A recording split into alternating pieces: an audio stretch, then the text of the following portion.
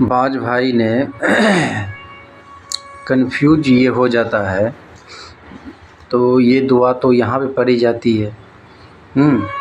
और यहाँ पे तो दूसरा दुआ भी है पढ़ने का। तो भाई एक चीज़ आप जहन में रखें इस चीज़ का कि एक जगह पे जो है ना दो दो तीन तीन दुआ पढ़ने का रहता है। जैसे आप कोई दुआ को पढ़ रहे हैं यहाँ पे, ऐसा नहीं कि सिर्फ वही दुआ वहाँ पे है, ठीक है, दूसरा तीसरा भी वहाँ पे दुआ होता है, ठीक है। तो एक जगह पढ़ने का जो है दो तीन तरीके का दुआ रहता है।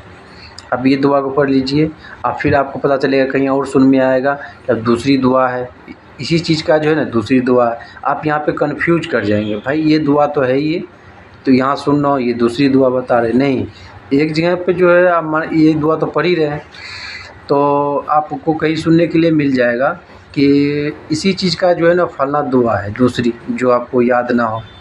तो ऐसा होता है, ठीक है। एक चीज़ का जो है आप दो दो तीन तीन चार चार दुआ होता है, ठीक है। लेकिन आप जो है जो दुआ को याद कर रहे हैं उसी दुआ को पढ़िए, ठीक है।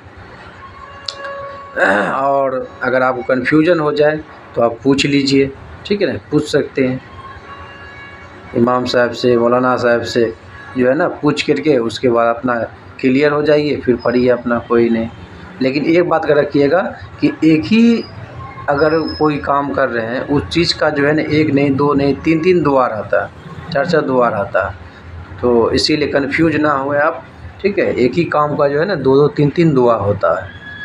जो दुआ आपको याद है उसी दुआ को पढ़िए, ठीक है। इसमें टेंशन लेने की बात नहीं है, सोचने की नहीं है, यहाँ पे कन्फ्यूज नहीं होना है। तो भाई ये दुआ तो पढ़ ही लिए, अब दूसरी दुआ आ रहा है, दूसरा तरीका यहाँ बताया नहीं है। एक काम करने का दो दो तीन तीन जो है ना दुआ रहता है। जो याद है आपको वो पढ़ लीजिए।